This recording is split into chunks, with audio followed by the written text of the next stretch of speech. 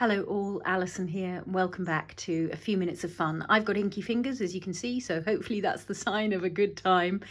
We're going to have a look at two ways with sprays today. So two different ways of applying your sprays.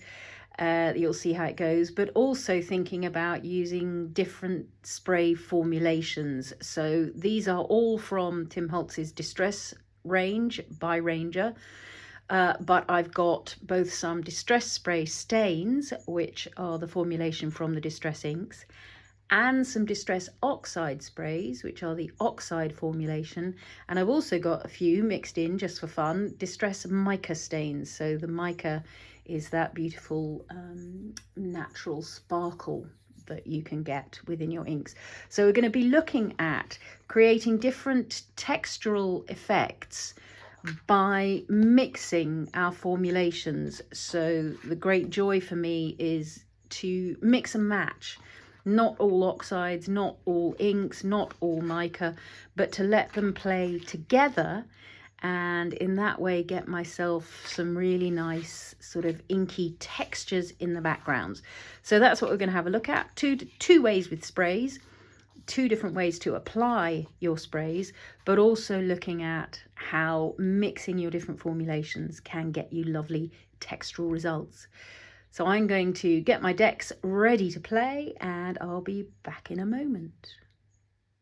I've put down some old wallpaper just to catch the spray. I would usually probably spray in a cardboard box to contain some of the mess, but as long as I don't go too wild, it should be fine. I've got some manila tags and there's just some sketchbook paper that I've used in the past, cut up for another project. Can't remember what that we might or might not use. You can see my wallpaper is already getting its interesting look. So let's just start by getting some colour onto these tags.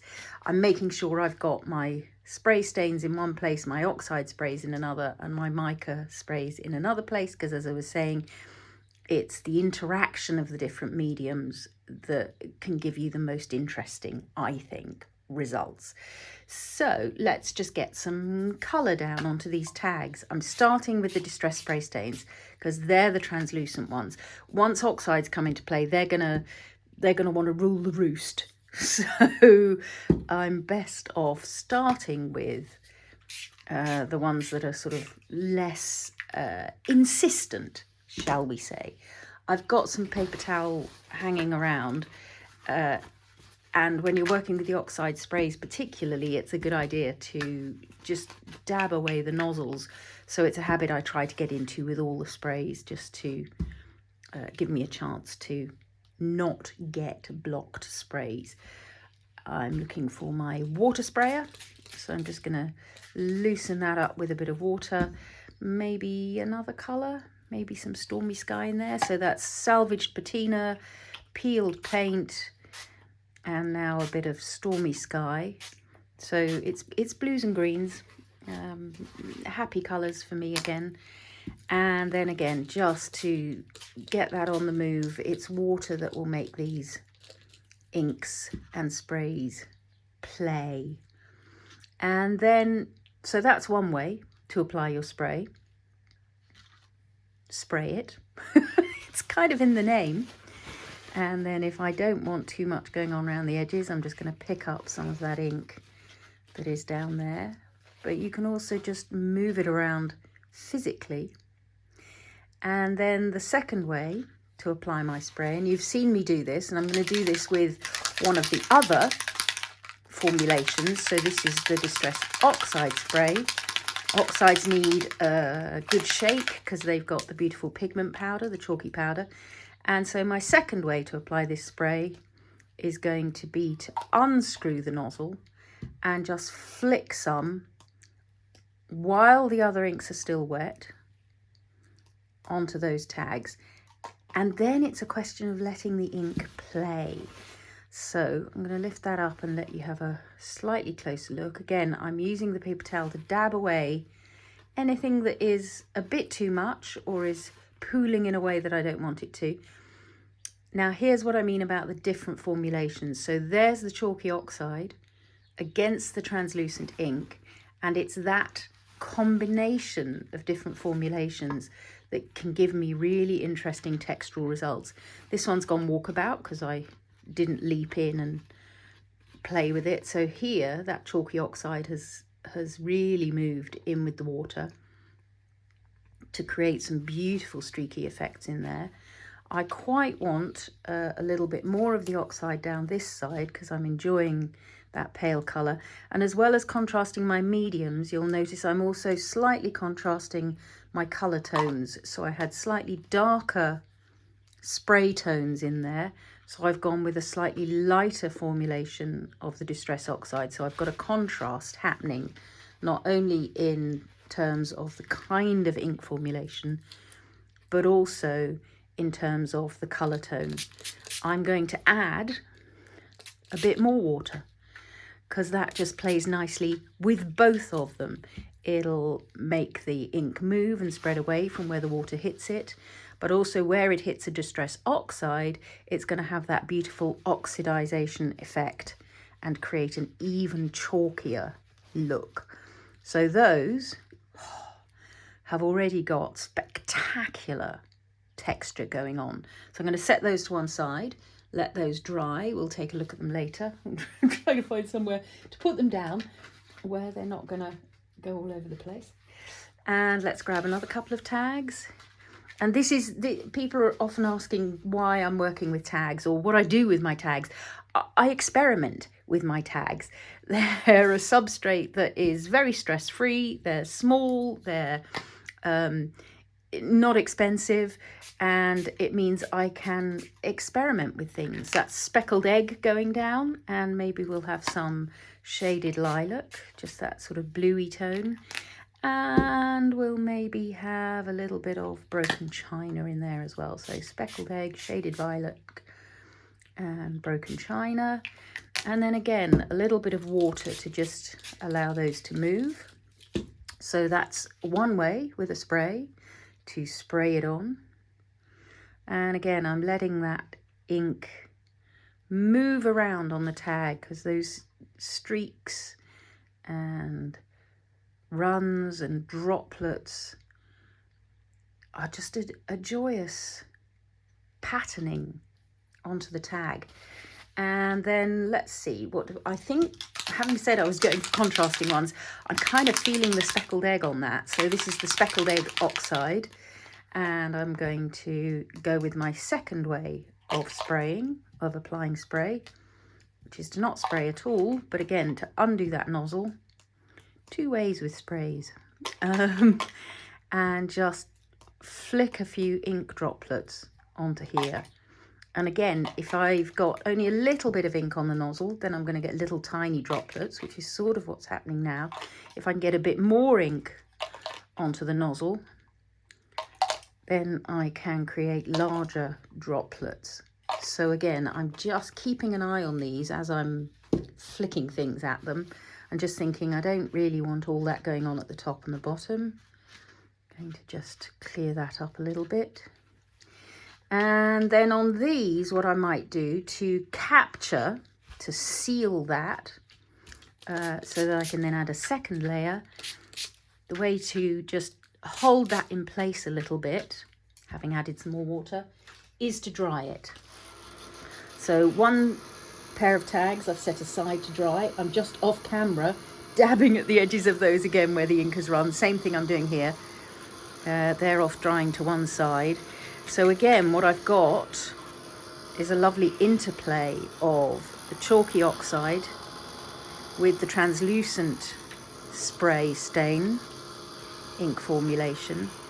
And I'm just, this time, rather than letting it air dry, I'm applying a bit of heat so that I can get it to stay in one place and then choose if I want to add another layer, or even if that other layer is just a bit more flicking of water. Anybody who saw the Spritz and Flick video will know what a glorious impact that can have. So you can see that texture just building there, moving the ink around. It's It's such a lovely game to play. And the great joy of this is I don't know what's going to happen. I don't know specifically. I've got an idea of how these inks might play, but I'm not going for something specific. I'm not trying to recreate something I've done before. I'm playing now, live in the moment. And what I get is what I get. And if I don't like it, I can add another layer. If I do like it, I might pause. We might go on to some stamping with these later. And again, you have the option to pick up colour. So you can see where the ink was quite full on, quite dense in tone. I just dab it away and then I've got a different thing to play with. So on this one of the reasons I wanted to knock back that colour a little bit is I'd quite like to go in this time with an Oxide spray. So this is the Stormy Sky again. That's going to shade in, tone in beautifully with the Lilac that is already on there.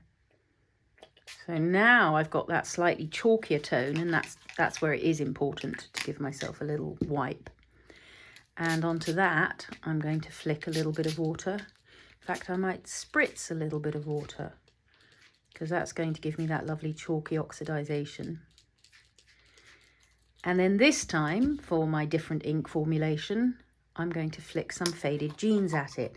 Now, as I was saying, once there's Distress Oxide on here, so you can see that's a contrasting depth of tone against the slightly lighter background.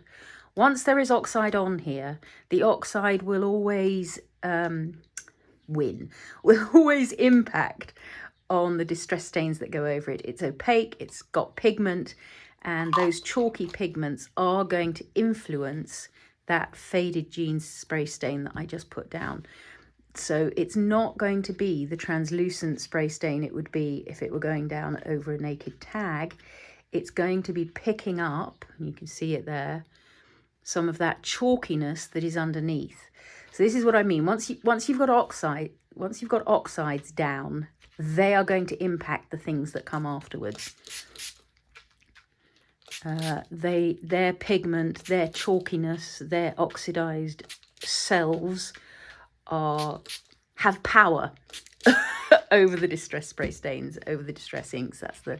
That's the sort of simplest way of thinking about it, probably. They have power. The oxides have power. So that I'm going to, again, just dry. Where it's too dark, where I'm not enjoying it, I'm just dabbing it away. But again, so those two ways of applying the sprays. Spritzing the spray gets you one kind of effect, and then flicking the spray at it gets you a different set of textures. And again, I'm just drying to just catch some of those different inky textures going on in there. And again, as I say, it's the interplay between two different formulations.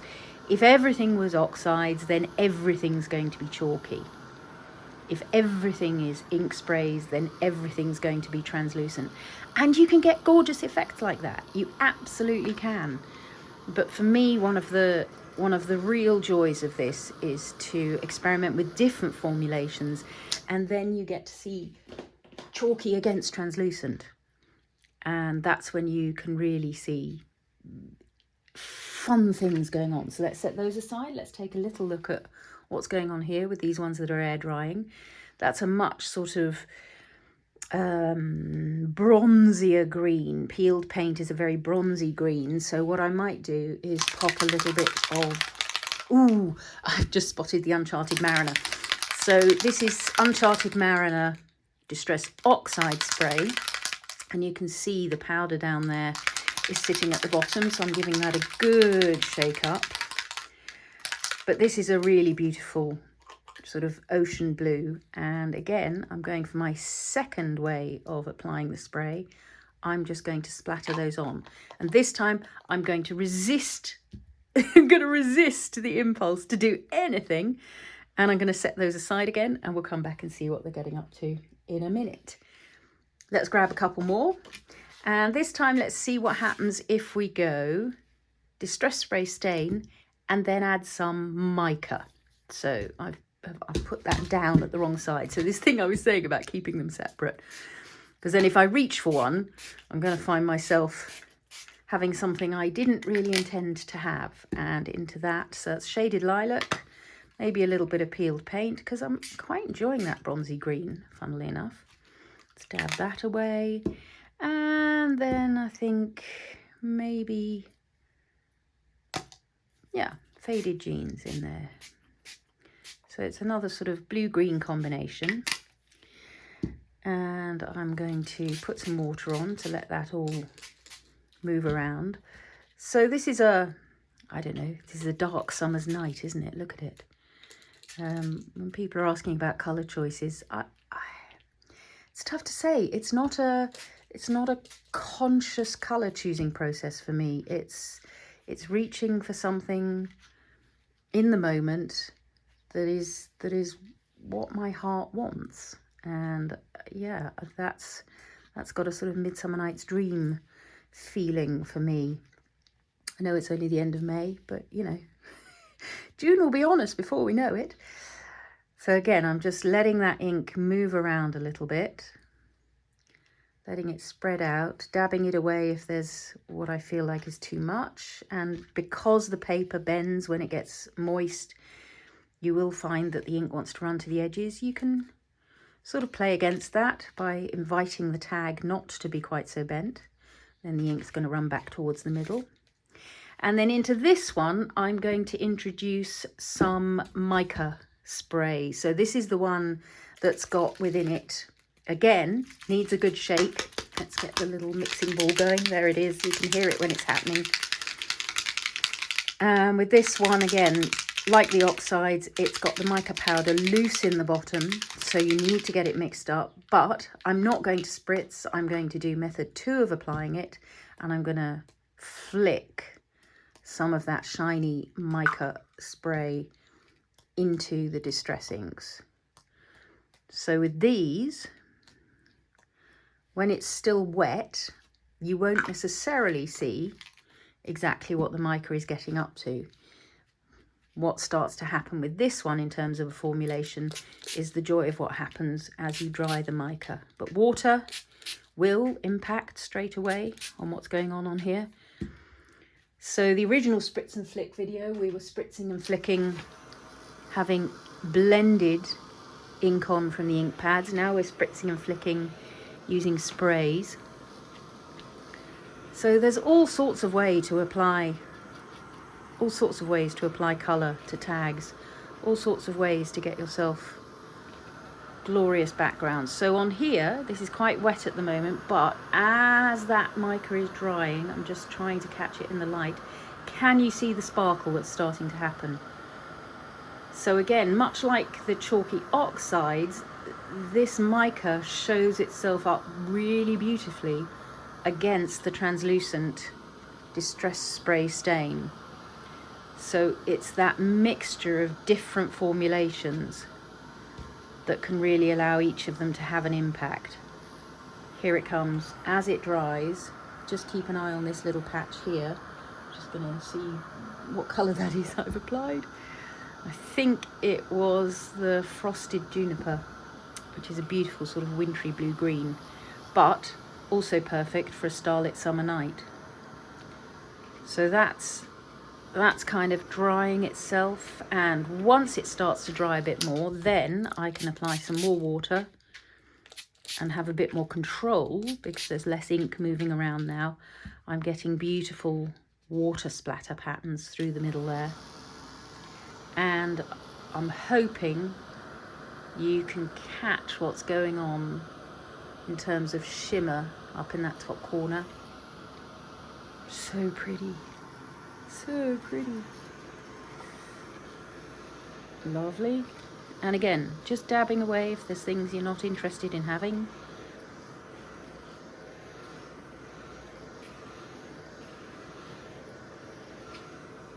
Let that dry, and again, just catch those moments of shimmer when the light hits the mica.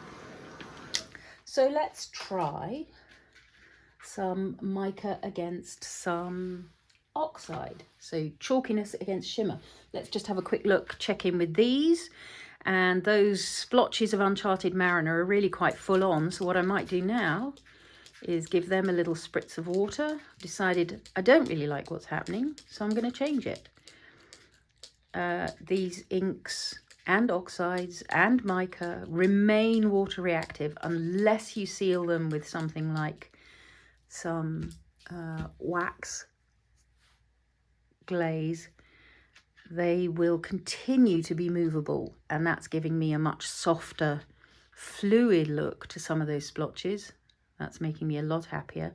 And again, I have the ability to let that pigment move on the tag. Yes, enjoying that a lot more than those big splotches, although it was good to let them dry a little bit, because otherwise they would have been way too fluid and I'd have had much less influence over where they were moving to. So what did I say we were going to do? We're going to do some oxide. So let's pop on, this is the Stormy Sky again. So as I put that down, you can see straight away that's a much chalkier formulation than I would have got if I'd done Stormy Sky with the Distress Spray stain. I sort of want some though. I can't.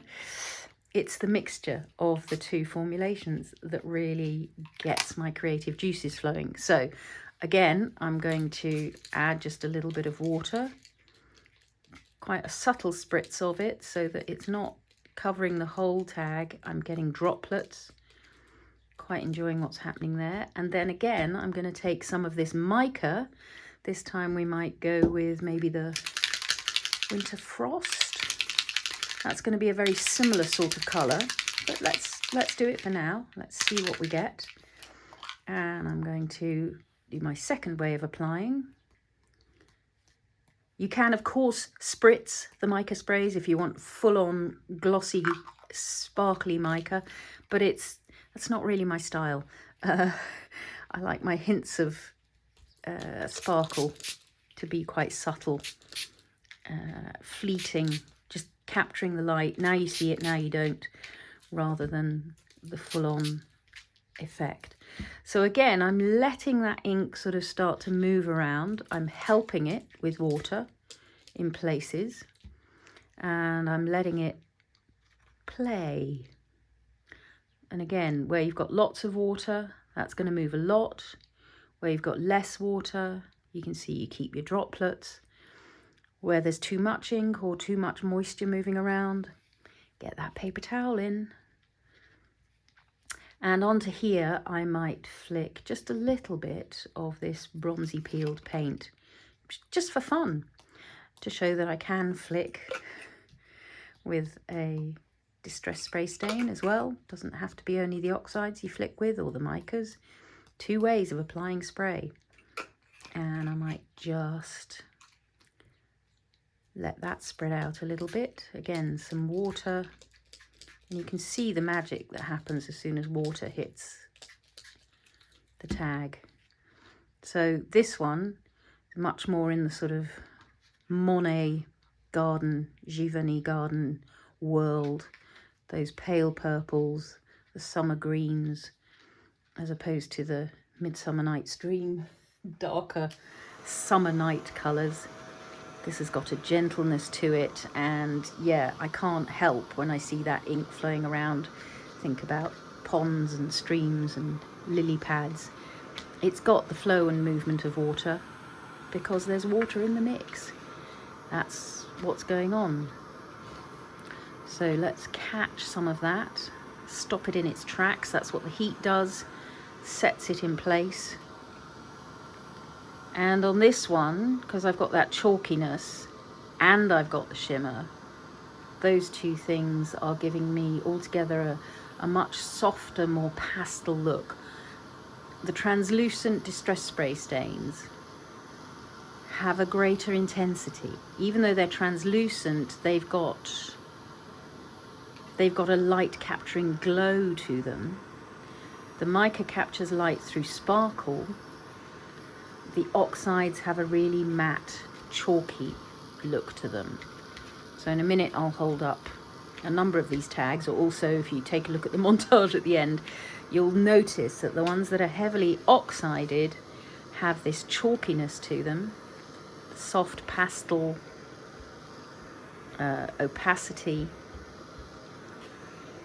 where the distress inks, the distress spray stains, the ink formulation have that glorious vividness about them. Again, I'm just checking in with the ones that are lying around drying, seeing if there are patches where I want to have a bit more control over the amount of ink. Yeah, I'm quite enjoying these bronzy ones actually. I think they're rather nice. So this one, principally distress spray stain, especially that peeled paint, and you can see I've got that real vividness of colour against the chalky areas. Here, this one, much more oxide based, but just catch those shimmers of mica happening in between. This one, sort of decent balance between the two, with the chalky oxides, but a little bit of the more intense spray stain. And then these two where I've got those little flashes of mica, mostly in amongst the inks. So I'm inclined to let those dry. Let that be the mixture of things for now. Oh, see, now that I can see them all together, again, I'm adapting as I go. I want to do something else to this one. And I think it might be as simple as maybe a little splatter of the faded jeans. So this is the distress spray stain ink formulation, but it's going down over some oxides. So unless I dry it straight away, it's going to start picking up that chalky oxide influence from underneath. But what I want to do is just get some water onto it, let those spots just move. It just needed a bit more texture for my personal taste. You might like a nice soft background. I like something with a real sort of presence and variation and texture. So I'm going to slightly dab that away and then get in there and let it dry. So I hope you can see what I mean about this playing with the different ink, oxide, mica formulations is the thing that can really start to build texture on a tag. As I say, if you work all oxides, you're going to get one kind of finish. If you work all distress spray stains, you're getting a different kind of finish. And those are also things that I do at times. But there is a joy to letting these inks and oxides play together.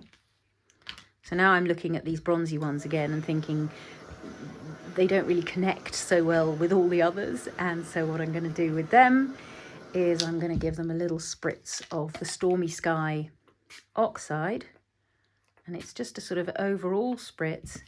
And I'm going to do my second way with the spray and give them another splatter of the droplets. So they've now had both of those. And it's another layer. It's an additional layer. I've put that oxide down in the wrong place again.